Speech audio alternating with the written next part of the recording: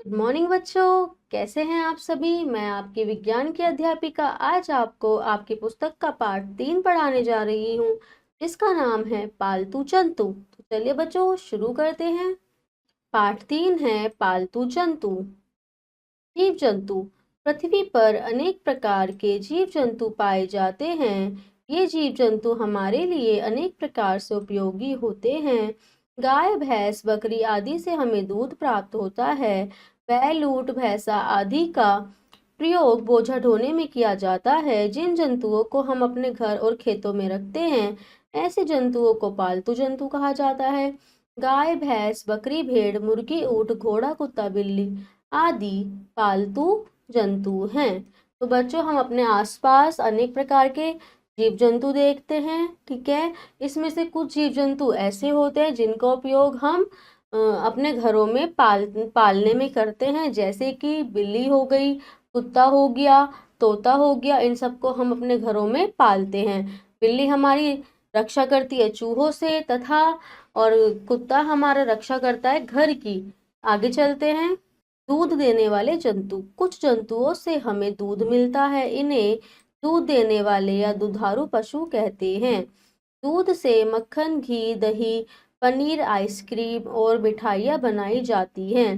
दूध स्वास्थ्य के लिए बहुत अच्छा होता है। दूध एक पौष्टिक आहार है। बच्चों को प्रतिदिन सुबह और शाम दूध पीना चाहिए। दूध देने वाले जंतु बेटा कौन से होते हैं जो हमें दूध देते हैं, ठीक है, जैसे कि गाय, भैंस और बकरी।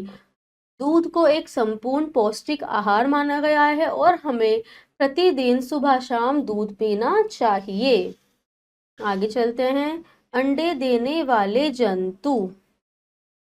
मुर्गी और बत्तख से हमें अंडे प्राप्त होते हैं। इनसे प्राप्त अंडों का सेवन हम भोजन के रूप में करते हैं। इनका सेवन हमारे शरीर को मजबूत बनाने में मददगार होता है, सहायक होता है। मुर्गी और बत्तख से बेटा हमें अंडे मिलते हैं। इन अंडे का उपयोग हम भोजन के रूप में करते हैं, जो हमारे शरीर को मजबूत बनाने में मदद करता है। आगे चलते हैं।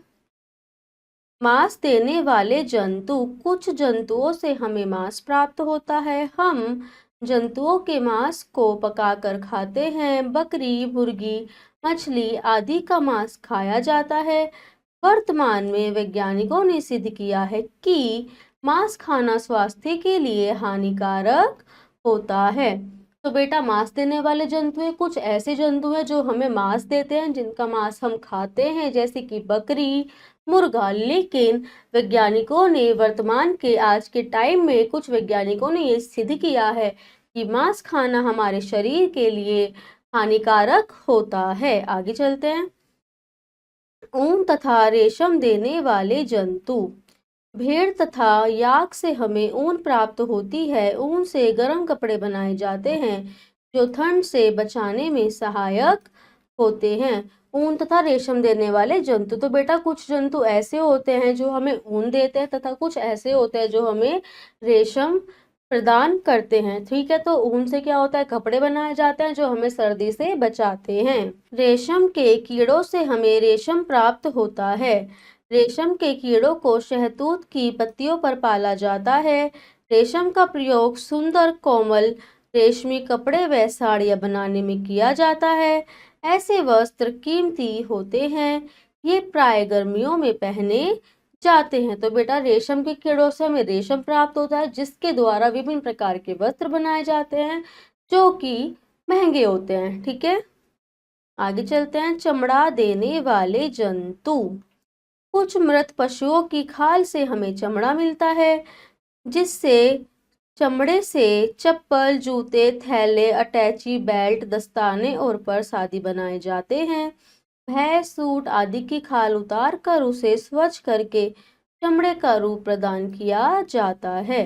तो कुछ जंतु ऐसे होते हैं बेटा, जिनकी मरने के बाद उनकी खाल से चमड़ा बनाया जाता है और उस चमड़े से हम अटैची, थैले, जूते, बेल्ट आदि चीजों का निर्माण करते हैं।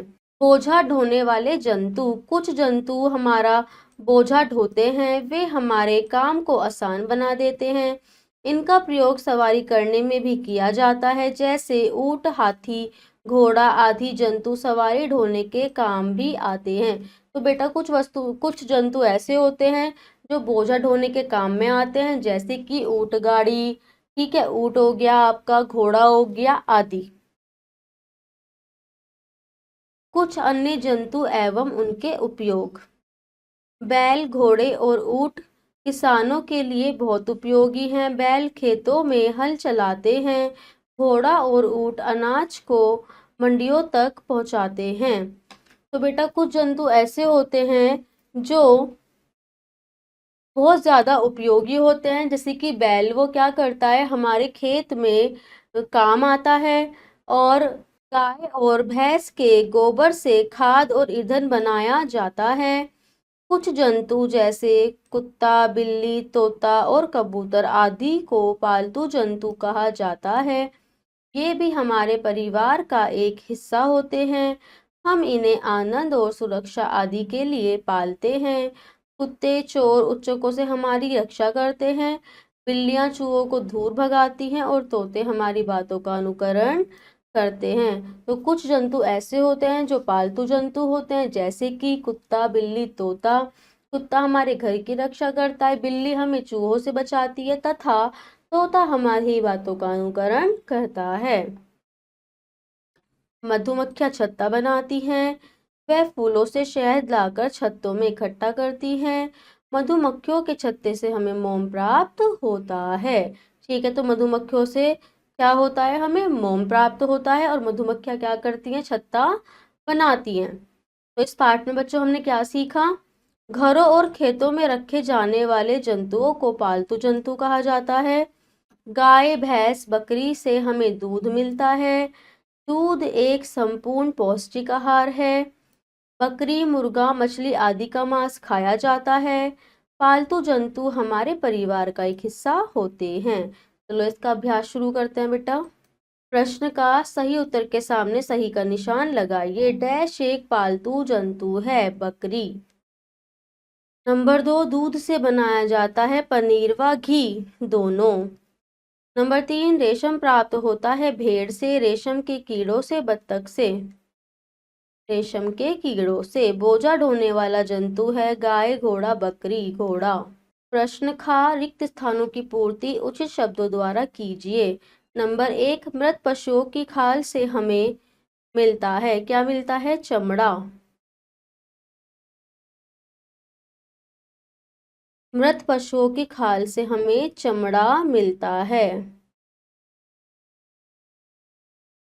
नंबर 2, पृथ्वी पर अनेक प्रकार के पाए जाते हैं, क्या पाए जाते हैं, जीव जंतु।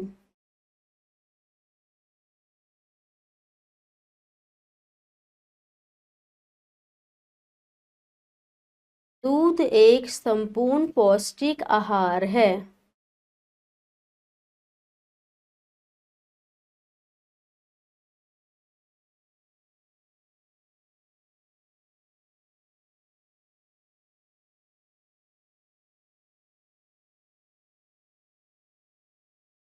नंबर 4, डैश स्वास्थ्य के लिए डैश है, मांस खाना स्वास्थ्य के लिए हानिकारक है।